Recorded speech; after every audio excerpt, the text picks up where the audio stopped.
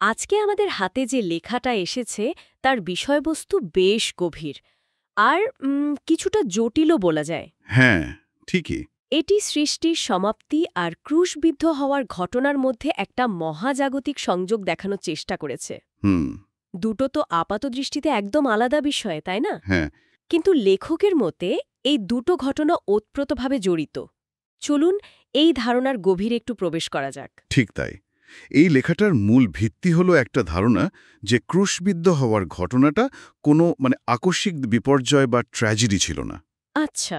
বরং লেখক এখানে বোঝাতে চেয়েছেন যে এটা ছিল ঈশ্বরের এক বিশাল পূর্ব নির্ধারিত পরিকল্পনার কেন্দ্রবিন্দু। মানে সৃষ্টির শুরু থেকেই এটা ঠিক করা ছিল? একদম। সৃষ্টির শুরু থেকে এই আলোচনাটা ঘটনাটাকে ইতিহাসের একটা বিচ্ছিন্ন বিন্দু হিসাবে দেখছে না, বরং দেখছে সমগ্র সৃষ্টি জগতের চূড়ান্ত পরিণতির চাবিকাঠি হিসাবে।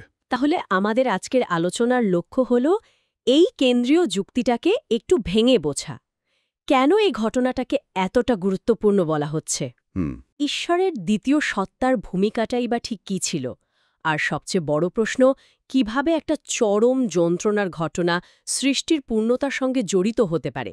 আমার কাছে তো বিষয়টা বেশ আকর্ষণীয় আর কিছুটা ধাঁধার মতো লাগছে।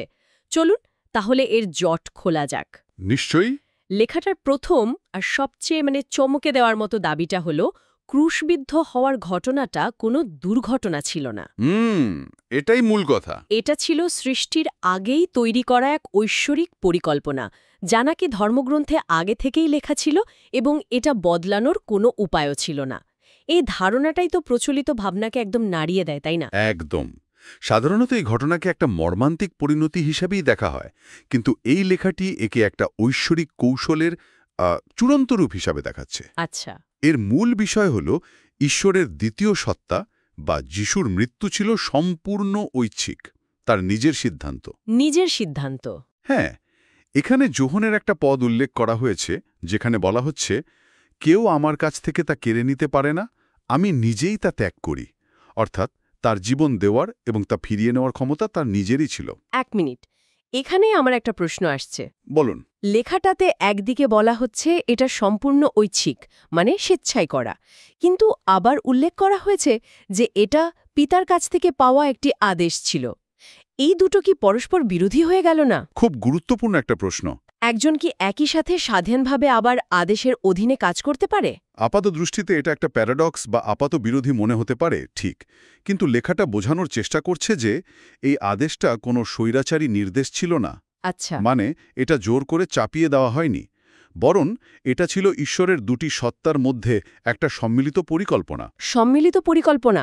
হ্যাঁ, খ্রিস্টীয় ধর্মতত্ত্ব অনুযায়ী পিতা আর পুত্র উদ্দেশ্য আর প্রকৃতিতে এক।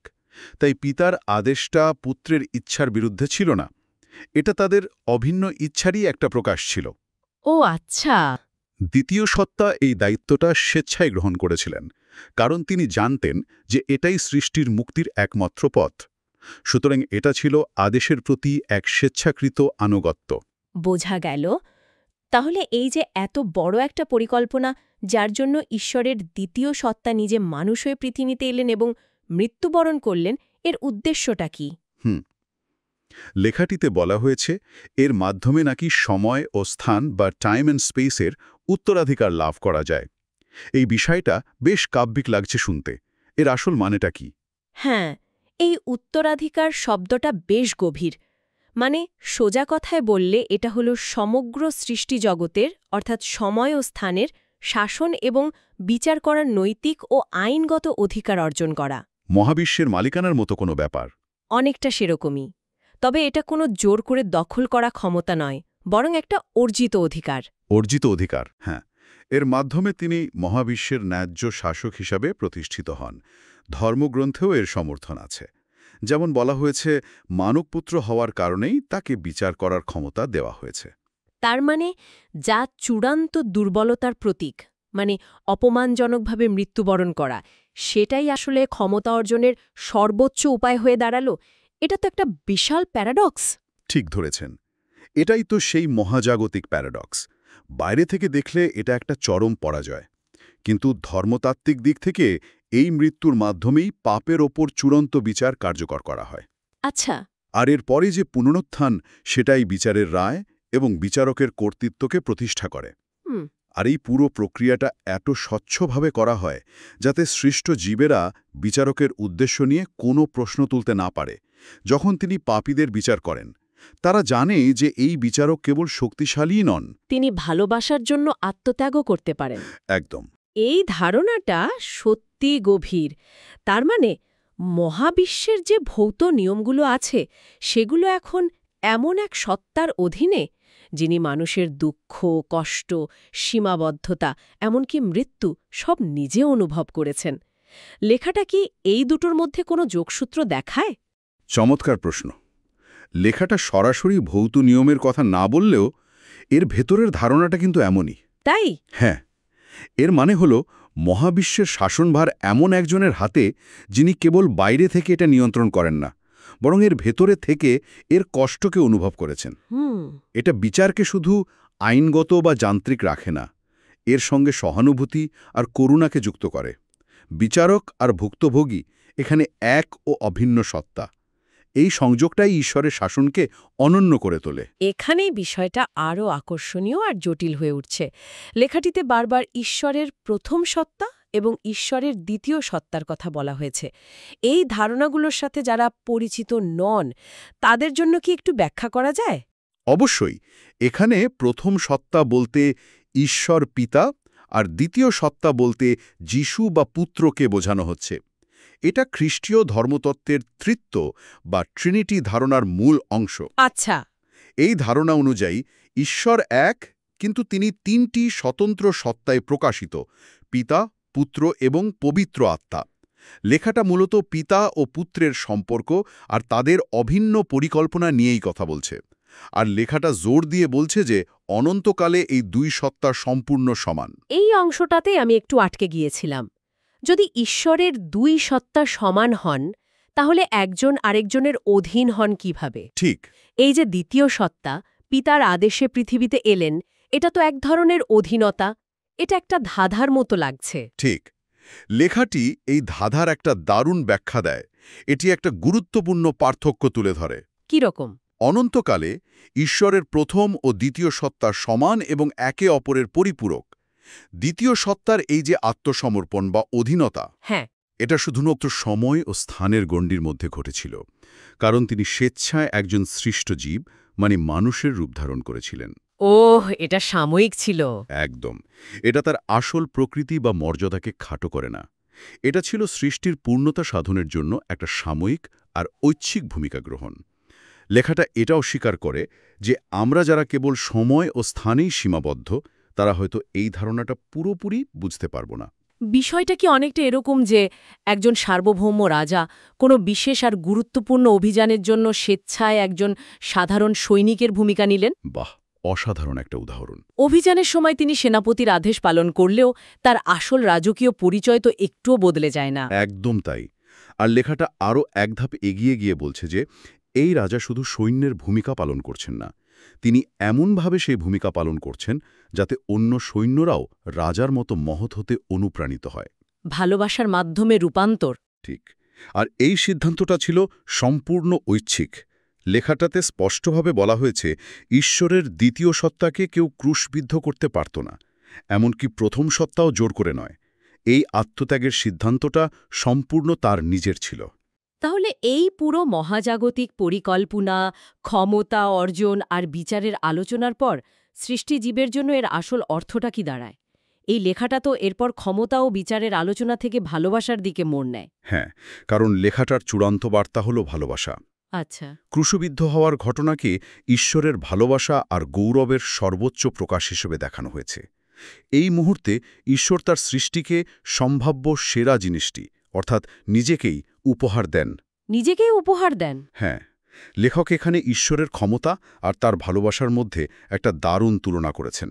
তিনি বলছেন, ক্ষমতা শরীরকে নত করতে পারে, জোর করে আনুগত্য আদায় করতে পারে, কিন্তু একমাত্র ভালোবাসা হৃদয়কে নত করতে পারে। ঠিক তাই, আর স্বেচ্ছায় আনুগত্য তৈরি করতে পারে।